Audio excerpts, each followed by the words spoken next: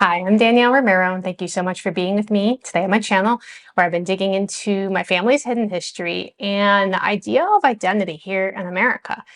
Now, when I was a little girl growing up in New York, I had a neighbor. Her name was Hina, and her family was from Pakistan. Actually, she was born there, her brother was born there. And we lived next door to each other, and we'd spend the whole summer kind of going back and forth between each other's houses, listening to Ace of Base. We had so much fun together. But I remember about third or fourth grade, she told me that she was changing her name. And she was changing her name from Hina to Sarah. I have some pictures of her that she gave me, and were scribbled on the back. It said, Sarah, and then her last name, which remained unchanged. And seeing that picture as an adult, I had to delve into this fascinating world of cultural assimilation by name here in the United States. And I began to realize just the profound impact that names can have on shaping our identities and experiences. Shakespeare says, a rose by any other name would smell as sweet. But names are more than just labels. Names are powerful signals of cultural identity. They reflect our heritage, maybe our beliefs, and our sense of belonging. And when it comes to immigrants and their children, names become a window into the intricate process of assimilation. Now think about it for a moment. Names like Hina, or Vito, or Giovanni, or Juan were almost a guarantee that a child was the offspring of immigrants, while names like John or Steve signaled that the parents were likely native born. These names served as markers, revealing the journey of assimilation that took place within the family. Now, I read some really interesting articles about this. So, groundbreaking research in the early 20th century shed light on this captivating phenomenon of assimilation by name. By examining 2 million census records from 1920 to 1940, researchers constructed a foreignness index, a measure of the probability that a given name would be held by a foreigner or a native of the United States. And what they found was truly astonishing. For immigrants who arrived in the 1900s and the 1910s, the more time they spent in the United States, the less likely they were to give their children foreign-sounding names.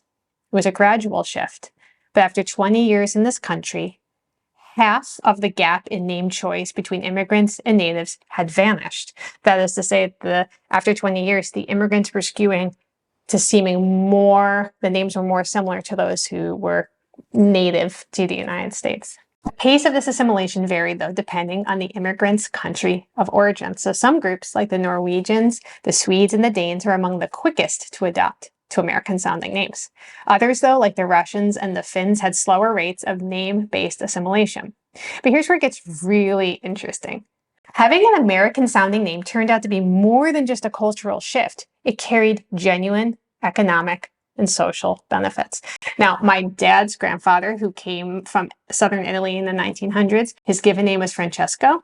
He ended up going by the name Frank later on, which to me is just like, these are two different people. These are two different things. And his wife's name was Elisabetta, and then she ended up going by Elizabeth when she got to the United States. Children with less foreign-sounding names completed more years of schooling, earned higher incomes, and they were less likely to be unemployed. Now, remember, this is just one group of research, and it doesn't mean that this is like a universally applied truth, but it is interesting.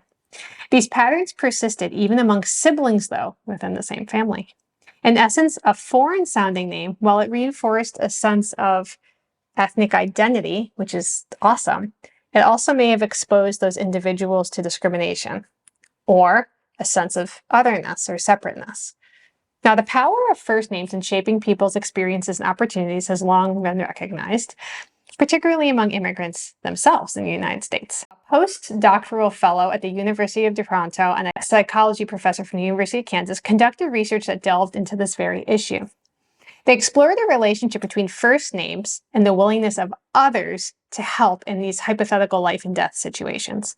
In one experiment, they presented the famous trolley problem scenario to white American participants, and that's their words, not mine.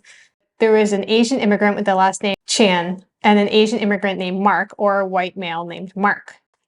The study revealed that the first name of the individual influenced participants' decisions. Now, I just want to stop here and say, I'm curious as an American, if you did this in China, what would the results be? I really doubt that they would be saving Mark first, but maybe I'm wrong. So I think this is not to say like, look how creepy Americans are. I think it's more about this idea of how people with foreign names are seen, no matter the country that of origin and the country that you are residing in. It's just that sense of foreignness coming out. The study revealed that the first name of the individual influenced the participants' decision. So while the majority still chose to pull the lever, participants were more inclined to sacrifice chin. Early 20th century research showed that the first names given to children of immigrant parents had implications for their occupational outcomes, so what job they would have. Sons of Irish, German, Italian, Polish immigrant fathers who had very ethnic names ended up in occupations that earned less per year on average than those with American names. This economic disadvantage persisted even when the child had a surname indicating their foreign origins. And during that era, many immigrants felt compelled to change their own first names, so kind of like the story I was saying about my great-grandfather.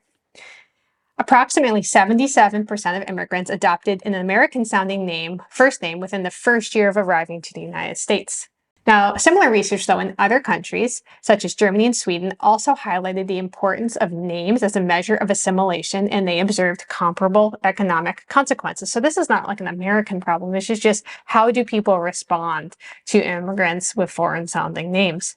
In France, for example, having an Arabic name was associated with an economic penalty, resulting in fewer babies being given Arabic names.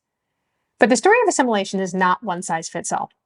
It's complex, and it's evolving, and it's influenced by factors such as what country is someone from, and what's their socioeconomic status, and what's the historical context, like what's going on in the world while this is going on. Immigrants face a delicate balancing act as they navigate their cultural roots and the opportunities of their new home. There's also the potential backlash of policies that forcefully impose cultural assimilation on immigrants. We've talked about what happened in World War II, where German immigrants and Italian immigrants and Japanese immigrants were basically told, you need to don't speak the enemy's language. Like, you need to stop speaking your native language because it's seen as a threat. My husband and I have 3 kids, and we decided for our first to use names from his mom's side, and she's English. And then for our second, we decided to use a name from my family side. And then the third, our third child actually has like the most ethnic name. We kind of tapped into our shared Mexican ancestry and used family names for him. And, it's just really interesting for our daughter, though. So her nickname is Lola.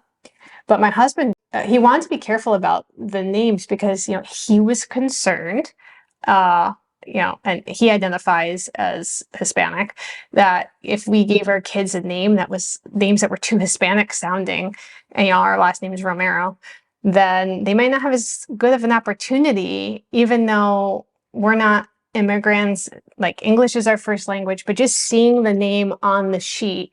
And so we actually gave our second daughter a more like standard name, and we call her Lola as a nickname, just so that she has that flexibility to do that. And, I think it's kind of, on some levels, like kind of a bummer.